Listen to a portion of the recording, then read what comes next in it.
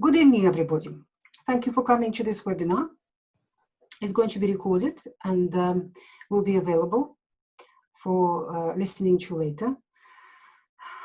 I would like to talk to you about microbiome, talk to you about the basis of life on Earth. Basically, I call my presentation All Diseases Begin in the Gut, and let's talk about it. So human body is an ecosystem. Our planet is an ecosystem.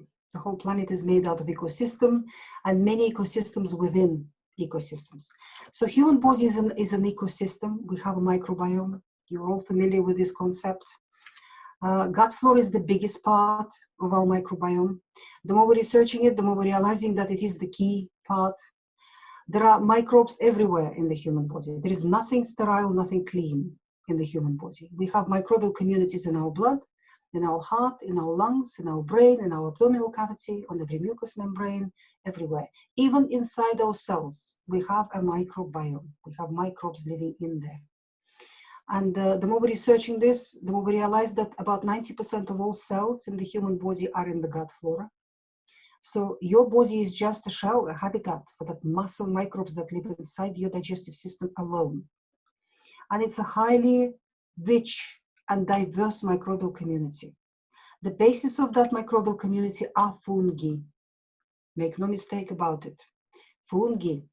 Because fungi grow long myceli, long tens of meters of length in myceli. And these myceli create the road work inside your microbiome, inside your gut, and inside your body everywhere, in every tissue and every organ. And these myceli are about 100 times bigger in size than the bacteria, and many times bigger, many times bigger than viruses and other creatures in there. So along this road work of fungal myceli, the bacteria, the viruses, the protozoa, and other archaea and other creatures build their little towns, their little villages. They create their little homes. Because nothing in nature can live in the open. Everything creates a little home for itself. So every microbe produces sticky secretions, sticky glue-like proteoglycans, glycoproteins, and various other sticky things to create a little home for itself. And because the microbiome is so mixed and so diverse, all these sticky substances mingle and mix with each other, and that creates a substance called biofilm. And that is a home for microbial community. It's teeming with various microbes. The complexity and beauty of this life within us is just as magnificent as life on Earth itself, the diversity of it. We only just touched on it. And the only thing that our science has been managing to research so far were bacteria, more bacteria. They will get round to other creatures, I'm sure, no doubt about it. But if you think about the diversity of life on Earth, just think about a tropical jungle, Amazonian jungle. How many creatures live in 1 square foot of that jungle? If you start from microbes and then you move to slightly bigger creatures, to insects, to creepy crawlies, and then to bigger and bigger creatures, to fish and to other things, and birds and the trees and the plants and everything else. Our microbial community within our bodies is just as lush and just as amazing and just as complex as that tropical rainforest. So about 90% of all cells in the human body are in the gut flora, possibly more. This is what we've estimated so far. And gut flora is the major player in human health, because 90% of all your cells are in the gut. And the vast majority of our microbiome lives in the gut itself. That's a good news, because we can affect the gut flora. We can change it, because it's very responsive to the food that we eat. Every morsel of food that you put into your digestive system changes your microbiome quite quickly, because microbes multiply very fast. So we have a real chance to affect the microbiome inside our digestive system by what we eat, by the food that we eat. And because that's the headquarters of the overall microbiome of the human body, what's happening in the gut is going to affect everything else, everywhere else in the body. That is why every disease begins in the gut. And also what we have to understand, that looking at the evolutionary biology, human body is a microbial community. Somewhere, billions of years ago, microbes got together, slowly, gradually, and formed communities. And then they specialized. This microbe said that I will do this function for everybody. This microbe says, well, I will do this for everybody. So they specialized, and they turned into different forms of cells. Many blood cells look like microbes and behave like microbes. And what we now know, that microbes have free gene market. They exchange genetics all the time. They throw out some genes, take other genes from the environment, and that can change them completely. They change all the time. There is a phenomenon called pleomorphism. It is a real phenomenon. We're now researching it at the forefront of this microbiome research now. Scientists are working on L forms of bacteria and fungi. And these are forms of bacteria and fungi which have no rigid cell wall. They're just blobs. They have no cell wall. And they can look like anything. They can look like mycoplasma, like protozoa, like all sorts of creatures. And they can start from something like that looks like a blob and then evolve into a bacterium and then evolve into a protozoa and then evolve into a fungus eventually. The fungus is the pinnacle of pleomorphic changes in the microbes. So microbiologists now are realizing that quite often they were researching they were thinking that these different microbes that they were looking at were completely different species, different creatures. Now we're realizing that they're just different forms of the same creature, which can pleomorph this way, pleomorph that way, or take another route altogether. It is all a continuum.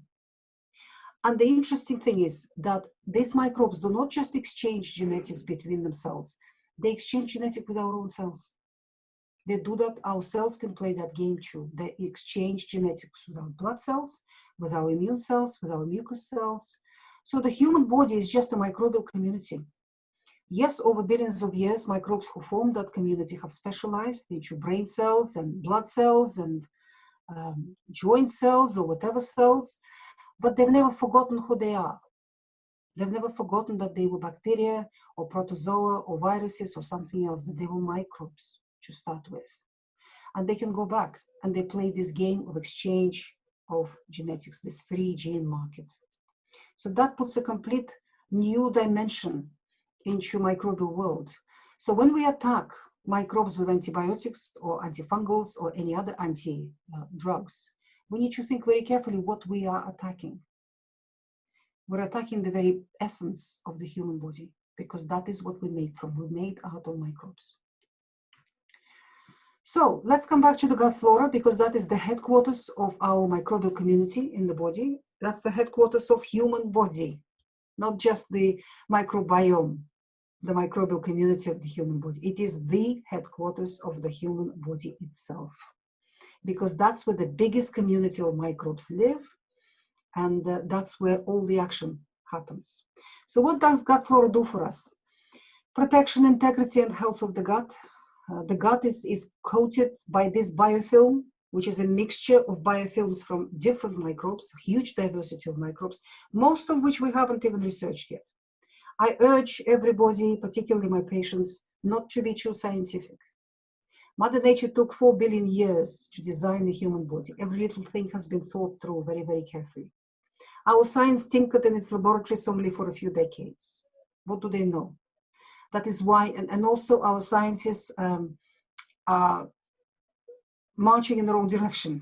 We have to separate technology from the natural sciences. Technologies, when the science deals with inanimate objects, non-living objects, bits of metal, bits of plastic, mobile phones, computers, cars, buildings, whatever. We achieved huge amounts, huge heights in technology, and technologies have changed our lives, and it's absolutely wonderful. But when it comes to studying living objects, things that are alive, starting from microbes, then insects, plants, animals, humans, the whole web of life on the human body. Our scientists are trying to study them with the same tools that they use in technology. They treat them as non-living objects. The spiritual side of all living things is aggressively denied by our materialistic science. That is why our science, when it comes to living objects, when it comes to nutrition, medicine, biology, zoology, or anything else, they can only describe, observe and describe what they can see. But when they try to interfere in anything living, they just cause havoc. And the destruction of the planet that's going on is a good example of it. It's all very scientific. So we cannot trust any studies. I had to learn the hard way through my clinical experience that if you want to lose your weight, follow the science. It will lead your way, because our science will never get to the truth in living objects until it accepts the spiritual aspect of all life on earth. But we've digressed a little bit, so let's come back to the gut and what's going on in the digestive system. Digestion and absorption of food cannot simply happen without well-functioning gut flora. And our gut flora is a very diverse and balanced, harmonious community of microbes. We only started researching it. We know an infinitesimal, a nanoparticle of that world. That's all we've touched on. So we cannot rely on what we know so far. Really, we cannot rely on the science. It's an extremely diverse community. They plant each other, they harvest each other, they eat each other, they control each other. Trouble is, we human beings are very good at breaking harmony in nature and at creating imbalance in nature. We've been taking antibiotics since they have been discovered, and our agricultural industry now uses a huge number of chemicals which are antibiotics in their nature. So today, people not only getting antibiotics from their doctors, they're eating antibiotics for breakfast, lunch, and dinner, and in between. Pretty much everything in the supermarkets is supplied by industrial agriculture, and it's all laced with agricultural chemicals. It's got antibiotic-like substances in it. So we have been damaging our gut flora for generations now. Antibiotics largely affect bacteria. These bacteria have been controlling and eating fungi, viruses, protozoa, archaea, worms, flukes, and all sorts of other creatures. And when you beat the bacteria down with antibiotics, all those other creatures overgrow. The balance is broken, the balance is upset, there's no harmony anymore. And creatures which used to be beneficial and good as part of the harmonious whole community of microbes suddenly become pathogens. Production and recycling of vitamins, hormones, and neurotransmitters. Our gut flora is the biggest endocrine organ in the human body. All of those microbes produce hormones. There's a huge river flow of hormones. When your gut flora is balanced and harmonious, that flow of hormones is balanced and harmonious too. And they talk to our hormones, to our thyroid hormones, brain hormones, our pancreatic hormones, our adrenal hormones, sex hormones, and so on. But when that flow is abnormal and unbalanced, then your hormonal balance in the body becomes abnormal. Hormones are the rulers of metabolism. They affect every cell, every function in the body in a very, very complex way. And when that hormonal balance is abnormal, you suddenly start developing all kinds of symptoms, which seemingly are not connected with each other and very difficult to fathom these patients. When we fix the gut flora, suddenly hormonal balance straightens up. The flow of hormones normalizes, and your low thyroid function suddenly disappears, and your adrenal exhaustion disappears, and your sex hormones, which were all over the place, suddenly normalize. Your perimenstrual syndrome disappears, and other things disappear. So the same with neurotransmitters. The more we're researching neurotransmitters, the more we're realizing that the major source of these very active and very powerful molecules is our gut flora. Almost 100% of serotonin comes from the gut. About 70% of dopamine comes from the gut, endorphins, various other very powerful molecules. So when a person has abnormal gut flora, very often they become depressed. They're not producing enough serotonin, they're not producing enough dopamine. GABA, almost 100% of GABA is produced in the gut. And a person who is lacking that develops anxiety and other problems. So gut flora is the ruler of our behavior, our emotions, our reactions, our ability to learn, our ability to survive in this world. Vitamins, the whole group of B vitamins, the major source of them for us is our own gut flora. And people who lose their gut flora after a good course of antibiotics or something else develop anemia very often, because B vitamin group is a major player in anemia. It's not just iron, it's not just B12. All B vitamins are necessary. Fat-soluble vitamins are necessary as well for not having anemia, for having healthy blood. And a lot of them are produced by the gut flora, particularly K2, menaquinone. That is a wonderful vitamin that almost the sole source of that vitamin in the human body is our gut flora, vitamin K2. And without this vitamin, it's involved in hundreds and hundreds of various reactions and functions in the body. But one of the major functions is how the body handles minerals, particularly calcium. If you're lacking K2, calcium will not go into your bones and teeth. So you develop osteoporosis and tooth decay, while calcium is settling in your soft tissues, in your blood vessels, forming kidney stones, forming bile stones, pancreatic stones, calcifying structures in your brain and in your arteries and in other places. That's what happens when people are lacking K2. That is why the richest sources of K2 are fermented foods, because it's produced by microbes on our planet. So when we ferment foods, we're using microbes to ferment the food for us, and K2 is produced. The richest sources in the Western world are high-fat, well-aged cheeses, and in the East it is natto, fermented soybeans. That's the richest source of K2, natto. Regulation of our immune system, about between 80 to 85% has been estimated that about that number of our immune system is located in the gut wall. So our digestive system is the biggest and the most important immune organ in the human body.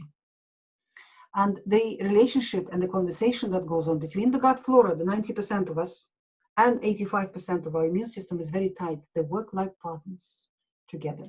When the gut flora becomes abnormal, the immune system becomes unbalanced, malnourished, intoxicated, and it starts shooting in every direction. I don't believe that our immune system is ever misguided. I believe that under every circumstance, it knows what it's doing, and it uses the right tools for every job. But what happens, people start developing systemic inflammation, autoimmunity, allergies, reactions, and various other immune problems. Regulation of our appetite and food consumption. Our gut flora is completely in charge of that. Many people, you know, it's difficult to accept for many people that their likes and dislikes of food are actually not their own. That in their belly, somebody is sitting who is actually in charge of your likes and dislikes.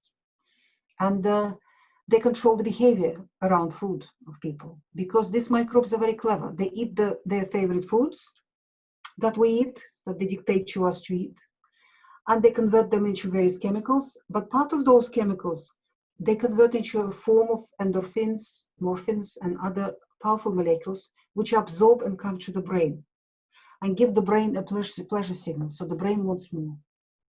That's how people get addicted to sugar, to flour, to various snacks. And our food industry is ever inventive, and it has hundreds and hundreds already of chemicals, which flavorings, which are specifically added to food to press those buttons in the brain to make the food addictive.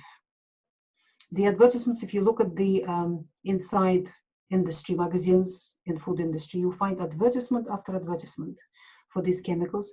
And the way the advertiser said, make this food irresistible.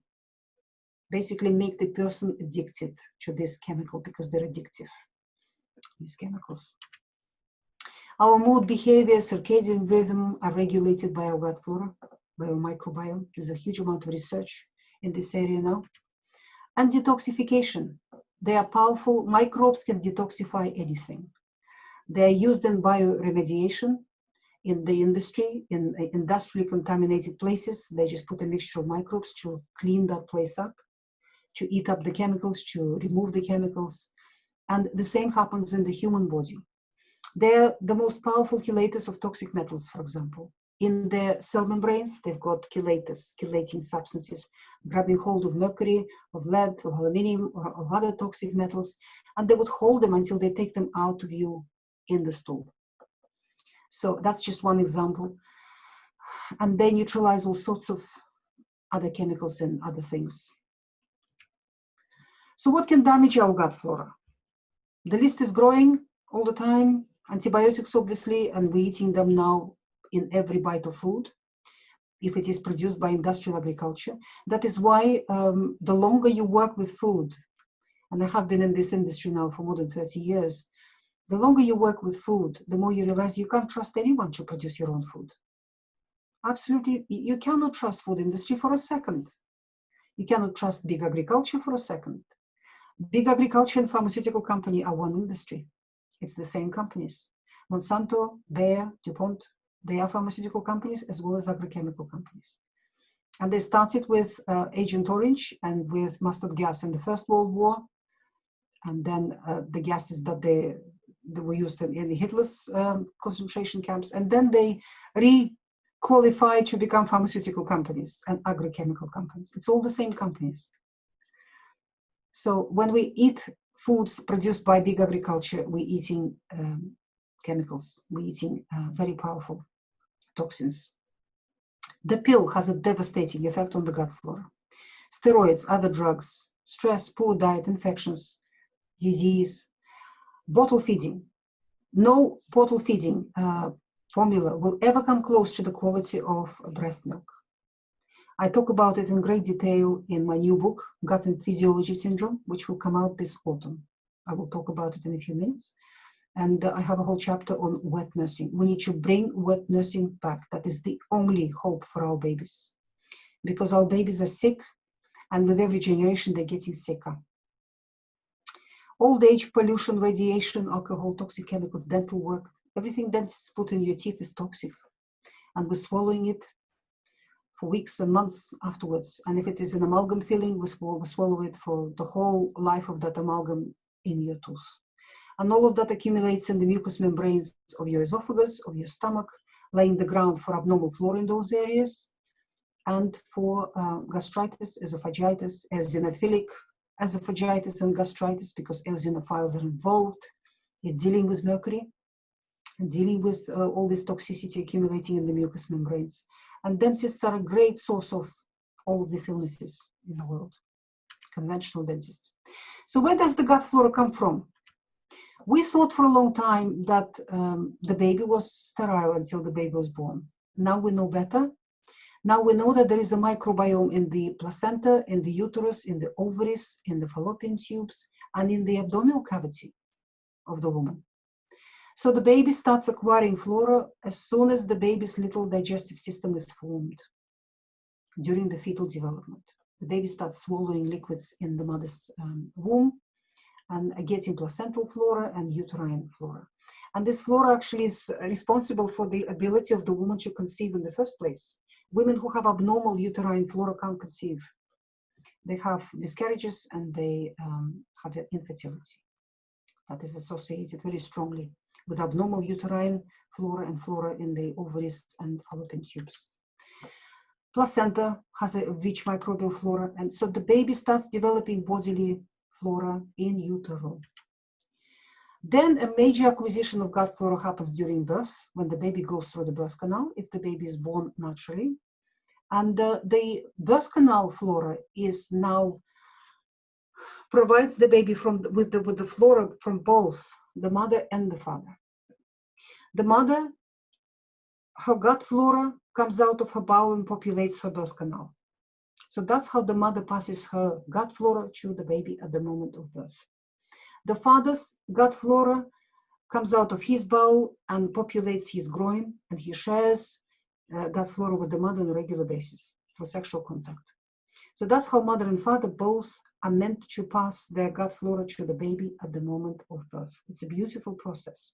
But the problem is, with that beautiful process, there's a problem, because we have generations of people with abnormal gut flora. And before I talk about the health of a child in my clinic, I always collect full information about the health of the parents, siblings, and grandparents.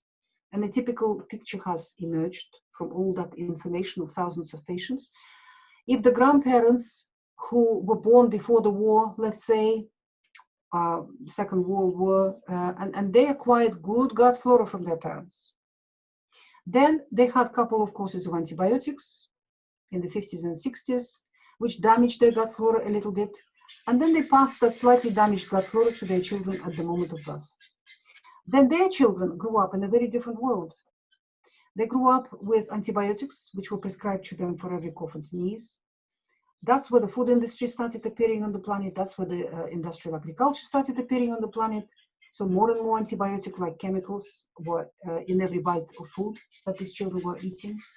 Then the girls in that generation were put on a contraceptive pill at quite a young age, and they took it for quite a few years before they were ready to start their family. So by the time that generation of people is ready to have their baby, their first baby, their gut flora is seriously damaged. And that's what they pass to their child at the moment of birth. Every year, the situation is getting worse. It's getting deeper. And this is the epidemic of abnormalities in the gut flora, which underlie the epidemics of autism that we have in children, diabetes type 1, allergies, asthma, eczema, learning disabilities, and other problems, epilepsy. You know, all of these diseases, all of these problems are on the rise. It's an absolute disaster. It is very hard to find healthy children nowadays in the Western world, particularly in the English-speaking countries. And we have to blame our environment and what is happening to our microbiome for that epidemic.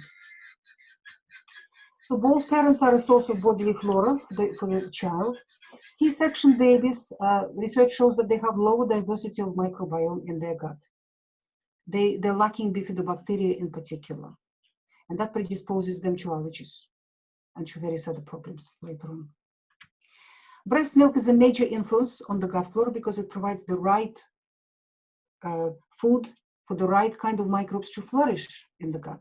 On top of that, breast milk is a probiotic food because the woman breast is populated by microbes, particularly the ducts, the milk ducts where the milk flows.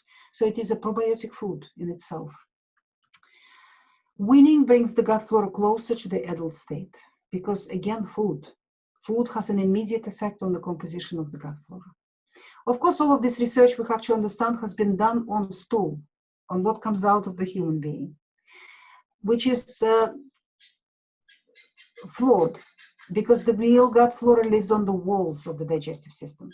A few sparse research studies that we've done with biopsy of the gut wall of the person, which was then analyzed at the microbiology laboratory, we find that what lives actually on the wall of the digestive tract is very different to what is in the stool of the person. What's in the stool of the person is what the body is discarding. And our science has been focusing largely on researching stool. So whatever we get from our science is not very reliable at the moment, but that is all we have, and we have to know that. We have an epidemic of abnormal gut flora, particularly in the Western world, but the rest of the world is catching up quite rapidly because the big agriculture, the big pharmaceutical companies are crawling all over the planet. They bringing their products and their technologies to every country around the world. Gut flora is getting worse generation after generation. Parents pass increasing toxic load to babies. That is another disaster that is happening to our children. It sounds cruel, it sounds unfair. Let me just close the window because I have guinea fowl. They're being very noisy at the moment.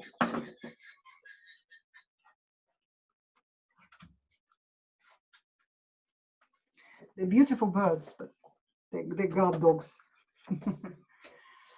So it sounds cruel, it sounds unfair, but the way Mother Nature designed the woman's body is that it uses pregnancy as a chance to clean up by dumping toxins into the fetus, into the baby. Our girls nowadays start accumulating man-made toxins, man-made chemicals from birth, pretty much. First of all, they're born with a toxic load from their mother, and then they're using vanity products and shampoos and makeup and hair dyes and nails and all sorts of things. And all of that absorbs through skin extremely efficiently because human skin is not a sponge, it's not a barrier, it is a sponge. It absorbs everything in seconds. It's in your blood in seconds, whatever you apply to your skin. Our personal care industry is a major cause of cancer in the world and other degenerative diseases because it is self-regulated, which means it's not regulated. And humans have developed more than 100,000 of chemicals, new chemicals, which don't exist in nature. And it is women that are particularly exposed to this stuff. Men are kind of a bit more reserved and modest with personal care products, where women are exposed to all of this at a very young age. And it all accumulates in the body. And also women now have their first child later and later in life. Majority of women nowadays wouldn't even think about it until they're 30, until they're in their 30s. So longer period of time the woman has been accumulating chemicals in her body. And then she gets pregnant. So the first child gets the brunt of that toxicity. Her body really cleans up on the first child. If that toxicity is enough to kill the baby, the woman will have a miscarriage or a stillbirth. And we have an epidemic of miscarriages. And the woman will continue having miscarriages until her body is clean enough to produce a viable body for her baby. If a woman is not toxic enough to kill the fetus, then her first child will be born with a very high toxic load. And indeed, which means the constitution of the child is compromised severely. And indeed, if you look at the epidemic of autism, hyperactivity, diabetes type 1, epilepsy, and other illnesses, allergies, eczema, asthma, and other problems in our children in the Western world, we find that vast majority of these children are the firstborns in the family. They got the highest toxic load from the mother. The following children received the cleaner pregnancy because the mother cleaned up on the first child. Unless, of course, she exposed herself to a large amount of chemicals, man-made toxicity between pregnancies. But generally speaking, following children receive a cleaner pregnancy. That is why the brothers, younger brothers and sisters of the first child are a bit healthier and perhaps don't have a learning disability. So children are born nowadays with increasingly abnormal gut flora and a large toxic load, particularly in the Western world. That means the child has a compromised constitution, compromised gut, immune system, and detoxification system. As a result, the child is prone to infections. Ear infections are the most common infections amongst these children. They go from one ear infection to the next. Of course, antibiotics are prescribed. So whatever precious good microbes the child did get from the mother at the moment of birth get destroyed by consecutive courses of antibiotics in the child. Then vaccinations join the bandwagon. Vaccinations have been designed for healthy children. And even that, there is not one placebo-controlled study done by pharmaceutical industry to show that vaccinations are safe. Not one. Whether you are pro-vaccinations or against vaccinations, it is a fact that vaccinations damage many people, children and adults, and start a chronic degenerative disease in many, many, many people, children and adults. And in order to be vaccinated, any person needs to be absolutely healthy and robust. From my point of view, vast majority of children who are born today, particularly in the English-speaking world and in the Western world, are GAPS children. They have abnormal gut flora, they have high toxic load, they are not fit to be vaccinated. We have to review our vaccinations protocols. But unfortunately, people who are in charge of vaccinations, and Bill Gates is in charge at the moment, are not interested in health. Usual winning diet, based on processed milk and processed grains, feeds pathogens in the gut and makes the whole situation worse, and they're extremely difficult to digest, particularly for a child. So gut dysbiosis leads to damaged gut wall in a child. It becomes leaky and porous, and the digestive system, instead of being a source of nourishment, becomes a major source of toxicity in the child's body. Toxins, microbes, and digested foods enter the body, not just in a child, but in an adult, because this situation can develop at any age. So the child develops physical illness and brain dysfunction, because when this river of toxicity gets into the brain, it clogs the brain and alters its functions and its development. So we come into GAPS now. What is GAPS? All diseases begin in the gut. That's what Hippocrates said all those thousands of years ago. And the more we learn with our modern scientific tools, the more we realize just how correct he was. GAPS stands for Gut and Psychology Syndrome and Gut and Physiology Syndrome. The Gut and Physiology book is coming out this autumn. It will complete the GAPS concept. Gut and Psychology book has been published first in 2004, and it led to GAPS becoming a global phenomenon. Millions of people are following this protocol all over the world, and the book has been translated into 20 languages. There's more translations coming out. I never expected such a thing to happen, but it shows that this information is badly needed all over the world, and it shows the scale of the epidemic of what exactly is happening in the world. GAP syndrome establishes a connection between the state of the gut and the health of the rest of the body of the person. So let's talk about it. Let's start with the gut and psychology syndrome. That was my first book where I focused on the brain.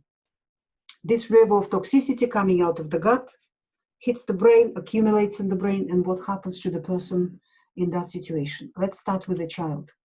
We have an epidemic of autism. When I started practicing as a medical doctor, we were diagnosing one child in 10,000. Today, we're diagnosing one child in 35. In the English-speaking world, in some places, even more than that. And these researchers have projected that line already. They're predicting that by 2025, we'll be diagnosing one boy in 2. Girls are 4 times less affected by autism than boys. Half of all the boys will be autistic. The other half is not going to be healthy either.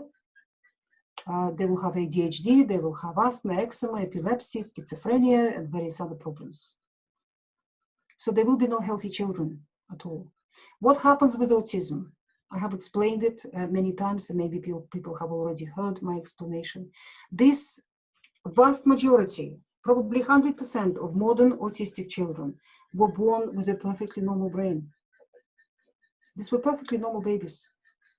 But they got poisoned because they acquired abnormal gut flora from the parents from day one, and they acquired a heavy toxic load from the mother during pregnancy. Their gut turns into a major source of toxicity in the body. This river of toxins flows into the brain of the baby. The chemicals that were produced by abnormal gut flora, which opened up the gut to invasion, made it leaky and porous, then reached the blood-brain barrier, and blood-brain barrier is made out of the same kind of cells as the gut wall. It's the epithelial cells, and breaches the gut-brain barrier too, the blood-brain barrier too, making it leaky and porous as well. And when the child's brain accumulates toxicity, plus the immune system joins in, because the immune system will always be there when such a situation happens, and it will launch inflammation in the brain, and autoimmunity, and various other reactions in the brain. How do children learn? They use sensory organs to collect information from the environment. They listen to everything, they look at everything, they touch everything, they take everything in their mouth. They're using their hearing, vision, tactile sensitivity, smell, taste buds to collect information. And then this information is passed to the brain to be processed. And from this information, the child learns how to be a human being in this world. But if the brain is clogged with toxicity, and there's inflammation there going on, and there is autoimmunity going on in the brain, that brain cannot process this sensory information appropriately.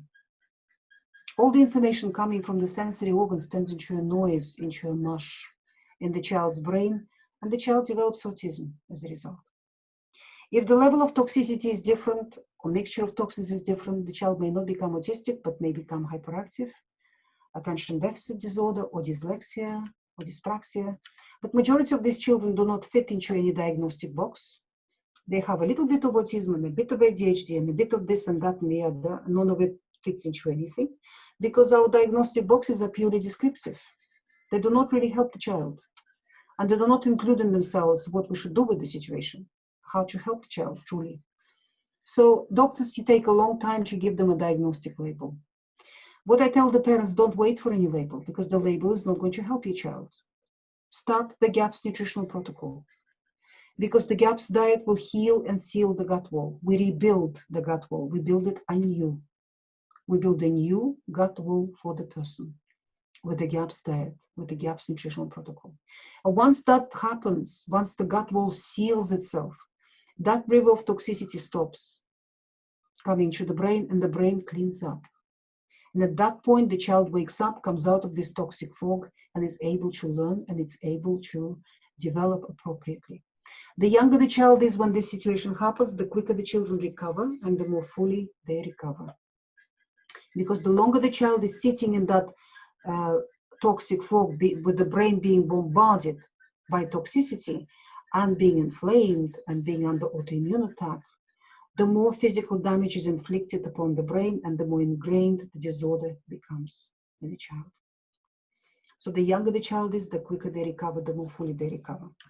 If the brain accumulates too much toxicity, which it perceives to be physically damaging, in a proportion of these children, it develops a procedure, a safety valve, a cleansing procedure, when it sends one electric discharge through and burns the whole lot of toxicity in one go, cleanses itself.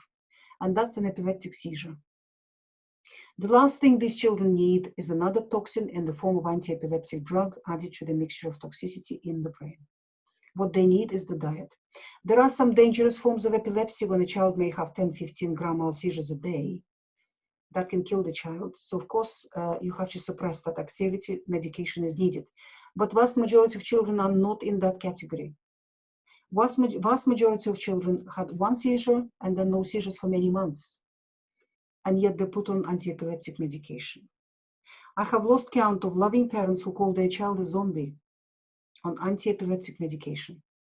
Their personality changes, they're unable to learn, they don't want to do anything, they just become couch potatoes, these children. They develop severe, very deep learning disabilities on this medication. My hope is that one day doctors will be putting them on the GAPS diet, because there are thousands of children in the world who have recovered from epilepsy with this diet. When we move to the adults, substance abuse. All those youngsters who react to cannabis and develop schizophrenia from smoking pot are GAPsters, because they have two reasons for this situation. One is physical, another one is psychological. The physical reason is most neurotransmitters are manufactured by the gut, and the gut flora is involved in that process very deeply. So because they had abnormal gut flora, because they grew up with GAPs, these children, they were not producing enough serotonin, they were not producing enough dopamine, enough GABA, enough other neurotransmitters. So they were actually depressed. They may have had anxiety throughout their childhood and other psychological problems due to lack of neurotransmitters or abnormal neurotransmitter balance.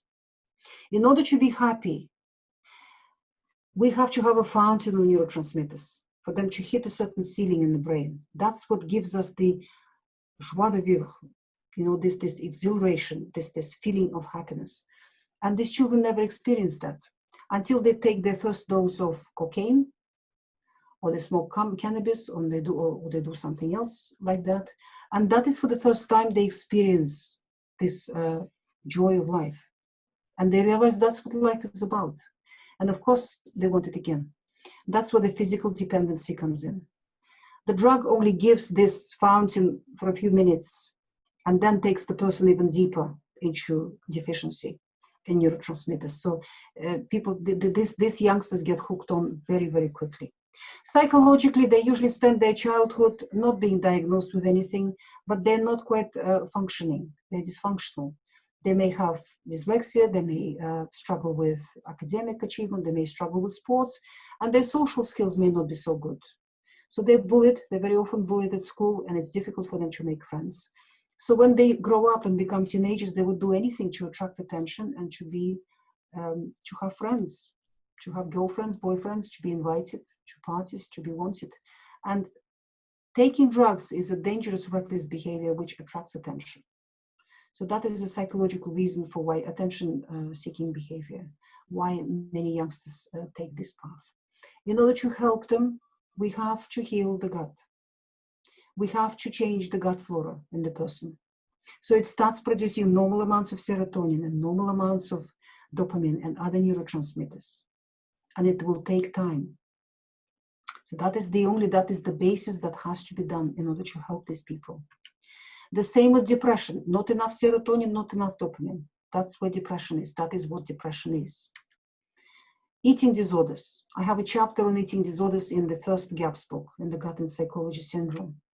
Obsessive compulsive disorder, manic depressive, schizophrenia, and epilepsy in adults. From my point of view, all mental illness is GAPS. All of it. It's born in the gut. And we have to heal the gut first in order to help these people. Let's now move to the rest of the body, gut and physiology syndrome. I say my first GAPS book focused on the brain because I was working with autistic children to start with, and then other learning disabilities joined in, and then mental illness joined in. So I was working with those categories of patients. But then I realized that they're physically very ill. They're not just mentally ill, they're physically ill. Because that river of toxicity doesn't just target the brain. It goes everywhere in the body and it affects everything, every tissue, every organ, every function. And as a result, these people have a lot of physical symptoms. So gut and physiology syndrome is the new book that covers the rest of the body, completes the gaps concept. What are we talking about there? We're talking about all digestive disorders, irritable bowel syndrome, inflammatory bowel disorders, gastritis, colitis, and so on, celiac disease. We're talking about all autoimmunity. All autoimmunity is born in the gut. I have no doubt about it. And recently, some leading immunologists in the world started agreeing with me, with what holistic doctors have been saying for decades. Arthritis of many kinds. In the new book, I explain where arthritis comes from, how it develops, and how to reverse it and get rid of the thing, no matter what kind of arthritis, whether it is rheumatoid arthritis or just another kind of arthritis. There are many, many different diagnostic labels that are given to these people. ME, fibromyalgia, chronic fatigue syndrome. These people cannot produce energy because they're too toxic. Mitochondria are very sensitive to toxicity. And also, mitochondria produce energy for us, but the process is dirty. It's like a factory which produces wastes. And the wastes are the free radicals, and they're very damaging in the body. That is why every cell produces antioxidants, lipoic acid in particular, and glutathione, to quench these free radicals immediately, as soon as mitochondria throw them into the cytoplasm in there. The only time when the cell cannot allow that to happen is when the cell wants to produce a baby. When the cell becomes broody, it wants to divide. In order to divide, it has to unpack its genetic material, its chromosomes, which are carefully hidden behind a thick wall inside the nucleus of the cell. They have to dissolve that wall, unpack chromosomes, make them naked in the cytoplasm, divide them into two halves, and then form new two nuclei, build a wall around those new genetic materials, and divide. And the chromosomes in our genetic material in the cells is extremely vulnerable to free radical damage. So when the cell starts dividing, it has to switch off its mitochondria. The division only takes a few minutes, and that's a period of time when cell switches to a very ancient, archaic way of producing energy, which is produced in the cytoplasm. It allows the cell to divide, to breathe, to live, but not to do anything more, because the amount of energy that cytoplasm can produce is quite small. But once the cell has divided and hidden away its genetic material again in the newly formed nuclei behind the thick wall, it starts the mitochondria again. It switches on those factories to produce good amounts of energy again. So that is the normal process. The problem is when the person is very, very toxic, because there's a river of toxicity coming out of the gut, and the detoxification system in the person is broken down. We have a detoxification system, a powerful system with the headquarters in the liver and departments in every cell. It's a cleaner in the body. But it is so overburdened with work, it breaks down. These people accumulate toxicity, accumulate. That toxicity damages cells, kills a lot of cells, destroys a lot of cells. The immune system is rushing around with its inflammation, autoimmunity, and other things trying to clean this body up. So many, many cells in the body become broody. They want to divide. And when a certain threshold is reached, the brain is watching the whole proceedings. It's watching the whole thing. And when a certain threshold is reached, the brain sends one central command and all mitochondria are shut down altogether. The cells go to this archaic production of energy in the cytoplasm, which produces only a few units of energy per molecule of glucose. And that's the day when this person can't get out of bed. Never mind making breakfast for children or taking them to school or doing anything else. The person becomes bedridden, the wheelchair is brought in, and so on. You can't produce energy. We have to decontaminate that body. We have to remove toxicity. Only then mitochondria can be switched on again by the brain. But in order to do that, we need to restore the detoxification in person, the detoxification system. But in order to do that, we have to heal and seal the gut wall. We have to stop that river of toxicity coming in order to reverse the whole process. And that takes time. So these people really take time to heal. Allergies, asthma, eczema, hay fever, the immune system is out of balance. These are atopic conditions, atopic people. The imbalance between Th1 and Th2 branches of the immune system makes them atopic. And that's again, the balancing agent in between is the gut flora. When you rebalance the gut flora, when you normalize the gut flora, then these two branches of the immune system suddenly rebalance themselves and allergies disappear. I even had patients in whom anaphylactic type allergies disappear to peanuts and other things, which was a surprise, but it is possible. Endocrine disorders, we talked about it. Gut flora is the biggest endocrine organ in the human body. The flow of hormones that is coming out of gut is immense, and it regulates our own hormonal balance. And if the gut flora is abnormal, then your hormonal balance will be abnormal. Migraines, neuropathy, other neurological conditions, chronic cystitis, bedwetting, nephropathy. These things are part and parcel of gaps because all these toxins that come into the body from the gut, they circulate around, do their damage, and then the body tries to remove them. And a major venue for removing toxicity out of the body is our urine. When this chemical urine, toxic urine, accumulates in your bladder or goes through the whole system, it damages that system. It causes chronic interstitial cystitis.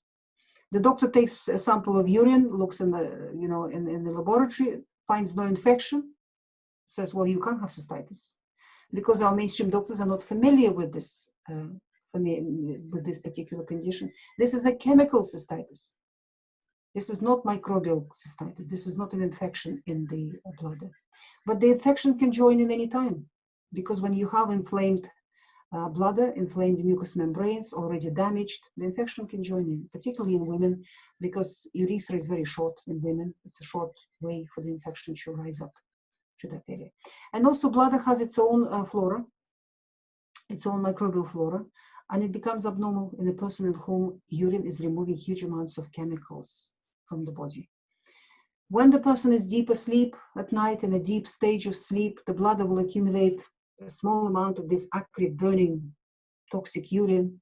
It may not wake you up, it'll just empty to save itself from this damage. That's how people wet their bed. And many adults suffer from this problem, not only children. So the healing has to start from the gut. We have to stop that web of toxicity, and we need to heal the gut. In the meantime, what I recommend for these patients, have a bowl of homemade kefir at home, made with kefir grains with raw milk. I talk about it in detail in my books, and apply a handful of that kefir every morning after your shower or your bath to your groin, to the groin area. Particularly pregnant women need to do that regularly to prepare their birth canal, to populate it with beneficial flora. And any person with chronic cystitis or vaginitis or thrush or any other problem in that area. Because kefir is a powerful, balanced microbial community, it will bring down any pathogen in that area. Food intolerances, FPIES. I don't know if any of you came across these babies with FPIES, food protein intolerance, enterocolitis syndrome. There are now variations of this diagnostic label being invented by the medical profession. What it is, we have an exclusively breastfed baby, vomiting, diarrhea, vomiting, diarrhea, vomiting, diarrhea. The baby is not putting weight on, not developing, not growing. And when everybody gets worried and the child gets tested, they find that the child is allergic to all protein on the planet. So the breastfeeding stops at that point. The child is put on a elemental formula made out of soya, terrible stuff. And the parents are told you can give them some boiled carrots or something, and that's it. And if these children continue on this regimen, they develop severe physical disabilities, mental disabilities, and many of these children die, basically. I have been working with this group of babies now for the last 10 years or so. We have great successes. We have groups of parents who are running websites and Facebook groups online with FPIES, for the children with FPIES. They can heal, and they can heal very, very quickly on the no plant gaps diet, which I describe in detail in my new book. Most GAPS people have feeding problems. Why? Because they're addicts. Food addiction is extremely common, and all addictions begin from food addictions. The most addictive substance on the planet is sugar. It is the strongest narcotic in the world. So addictions to food, which feed pathogens in the gut, sugar, starch, wheat flour, potatoes, sweet fruit, processed carbohydrates, and other snacks and so on. Processed carbohydrates largely. That addiction usually begins in the childhood. These things are addictive. How are they addictive? They encourage growth of particular microbes in the gut. These microbes feast on these things, convert them into all sorts of toxic substances, but part of that toxicity they produce in the form of endorphins, which absorb, they go to the brain and they give the brain a pleasure signal. So the brain wants more. So as a result, these little addicts, these food addicts, so pathogenic microbes convert food into toxins. They turn the child into an addict. So a 2, a 3, a 4-year-old can be a drug addict. The drug is manufactured in their gut by their abnormal gut flora. And the brain then dictates to the child, I don't want any proper meals. I just want bread, pasta, cakes, chocolates, biscuits, breakfast cereals, sugar, sugar, sugar, sugar, and processed carbohydrates. That's all I want, because that feeds the addiction. You know that alcoholics, they don't eat. They just want alcohol. They cannot eat for months. They just live on alcohol, basically. The same with drug addicts. They don't eat properly. They just want the drug. And the same happens with these fussy eaters, with these fussy children. The person limits their diet to processed carbohydrates, and you will see many children like that. This situation leads to alcohol addiction and other addictions later on, addictive personality forms. A person can be addicted to illicit drugs, to alcohol, to tobacco, to dangerous, reckless behaviors, to sex, to gambling, to various other things. That is the addictive personality. It begins from addiction to sugar and processed carbohydrates in the childhood. These people have abnormal gut flora. All GAPS people have this problem to a different degree. The person needs to understand this in order to recover, particularly adults. With children, it is simpler. The parents are in charge and they can just remove all these foods and go through the die-off, through the detox, through the withdrawal of all of these addictive foods with the child.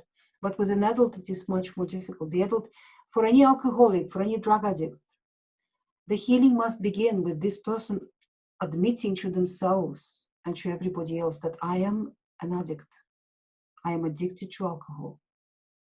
If you look at the proceedings of the Alcoholic Anonymous, very famous and successful organization, that is the first step in their many step program. The person has to admit to themselves. The same with these people, they need to admit and understand that they are addicted to certain foods. That is why, and that is the basis of their disorder, and they must overcome that addiction if they want to heal from their rheumatoid arthritis, or multiple sclerosis, or their diabetes, or their heart disease, or their schizophrenia, or whatever it is, or psoriasis, or chronic cystitis, or IBS. The parents of a child with this problem need to understand this as well and be ready to deal with this addiction in order to help their child. I have a chapter in the first GAPS book called It's Feeding Time or No, where I describe a behavioral approach on how to pull the child out of this vicious cycle of addiction and cravings for the very foods which hurt the child. It is difficult to treat an addict or an alcoholic. We all know that. It's a long process and it is difficult. So fussy eating habits in children and in adults are very common and they're becoming more common. It is often a first sign of GAPS. Most children and adults with learning disabilities and mental illness have this problem and other illnesses too. It lays the ground for anorexia, bulimia, and other eating disorders later on. In a person, they all begin with fussy eating habits, and you will meet many children. The proportion of children in the English-speaking world in particular who are fussy with food is growing every year. They limit their diet to sweet and starchy foods, and they have solid physiological reasons for it. They are addicts. They are addicted. They have this vicious cycle of addiction. And their gut flora is in charge. The pathogens in their gut convert all these sweet and starchy foods into drugs, which then affect the brain, and the brain demands more. I mentioned this chapter, it's feeding time or no, in my book, where I have a behavioral approach. And using this behavior modification technique, you can get 100% success.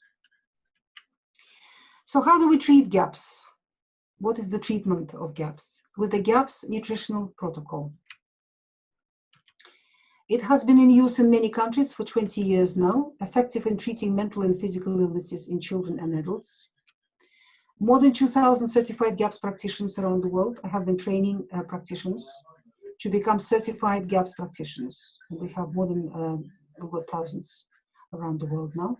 I have put the training online now. It is a 3-month course online. We have a website called gapstraining.com, which I will show at the end. The book is translated into 20 languages, the first GAPS book. And GAPS diet is the most important part of the GAPS nutritional protocol, because we're dealing with a digestive disorder. The digestive system is a long tube. What you fill it up with has a direct effect on its well-being. So diet is unavoidable. We have to change the diet. So what is it made of, the diet? This is my main website. There are many GAPS websites online, which are run by practitioners, by enthusiasts, by patients, by various people. But I have this website. This is my website, gaps.me. So the most important part is the diet. Supplements are a small part of the GAPS nutritional protocol. And then a big part is detoxification, sunbathing, and lifestyle changes. We'll go through these briefly, because all of this is described in my books. The GAPS diet is the most important treatment. These are the foods we avoid. Why? Because they're difficult to digest. The person's digestive system is already damaged. It is porous, it is leaky, they have abnormal gut flora. They feed the pathogens in the gut. They cause inflammation. They are full of anti-nutrients, the grains, the beans, other seeds. There's the chemicals in the foods which nature puts into the seeds in particular to protect them from animals eating them. Because plants don't want their seeds to be eaten.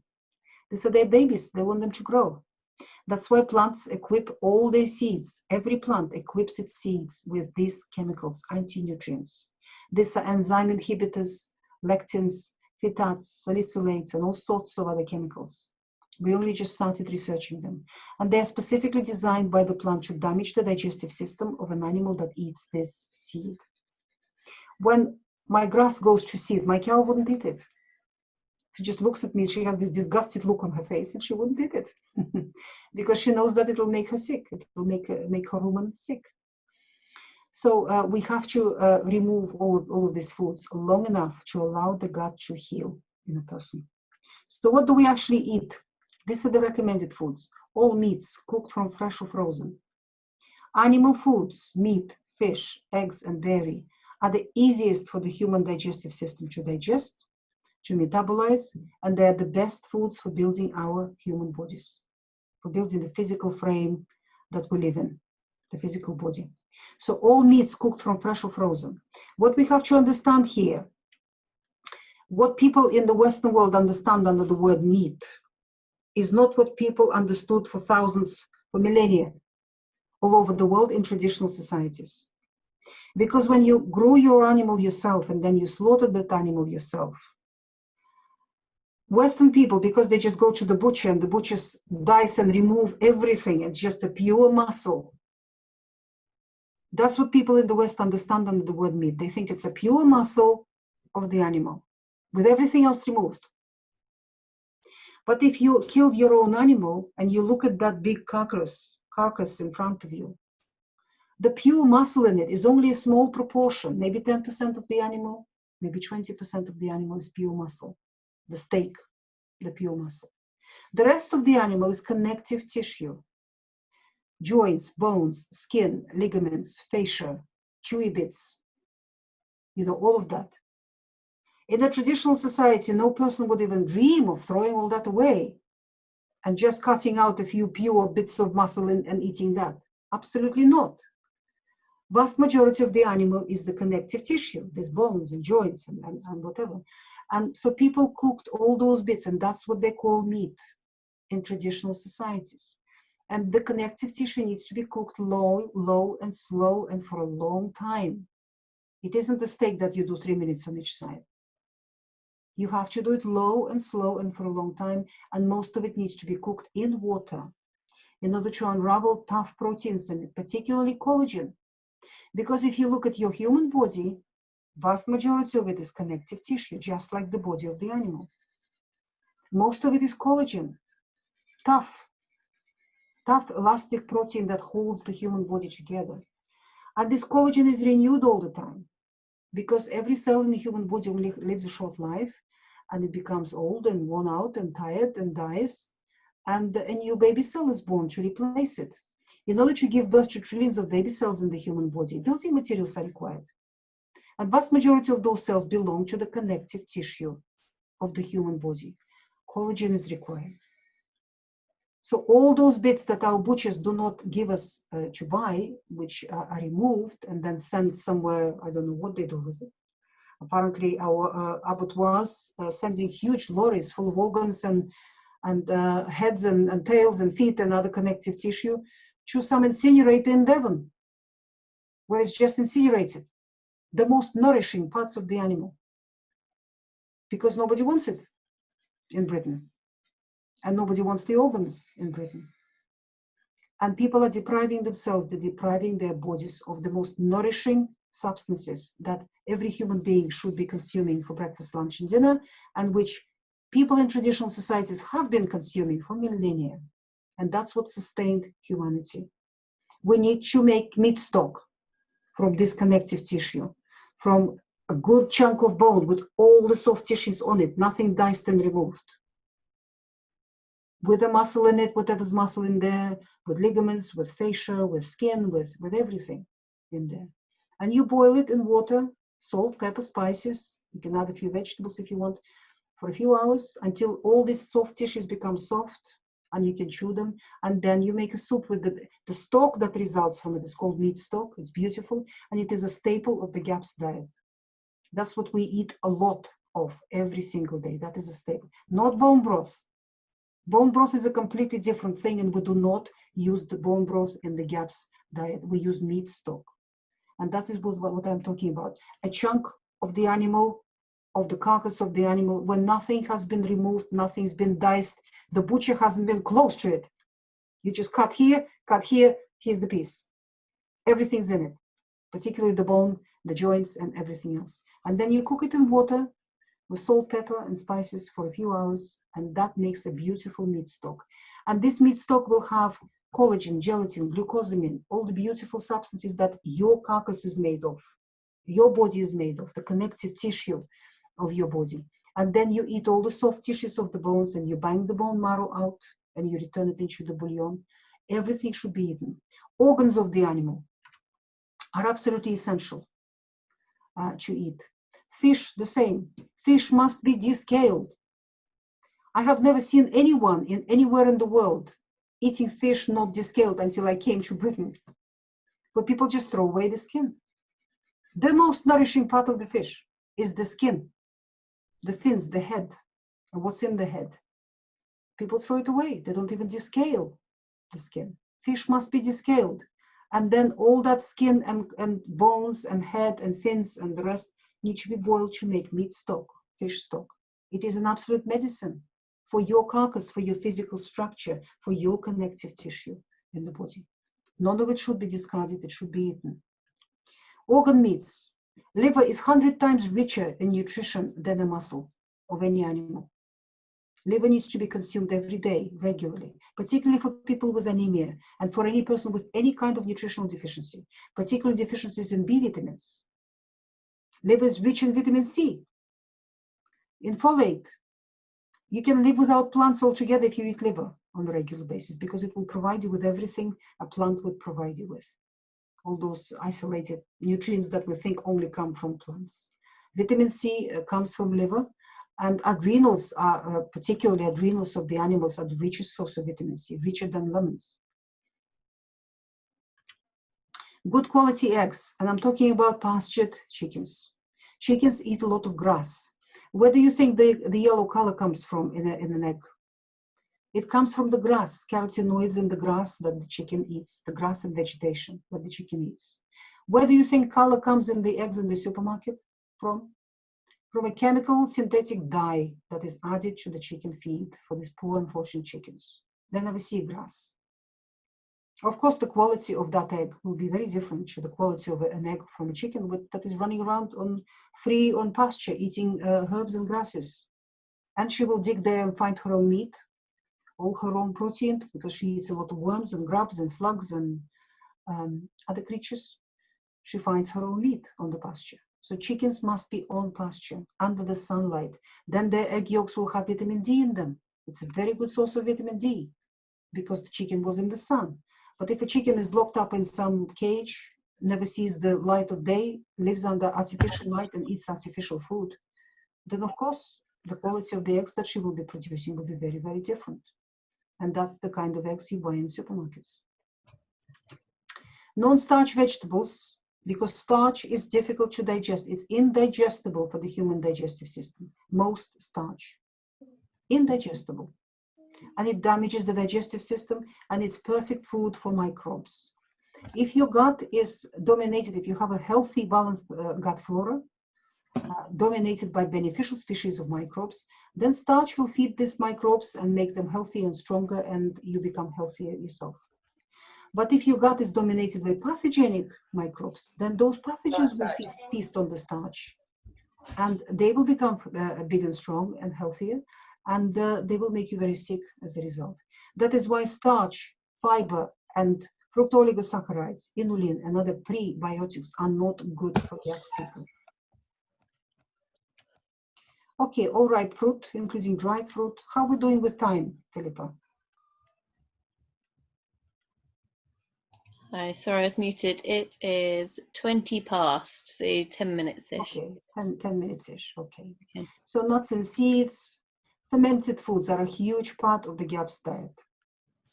I haven't got time to stop on it. They are not optional for any human being. We all must eat fermented foods because for most of our existence on the planet, we didn't have refrigeration. People used fermentation for preserving their food.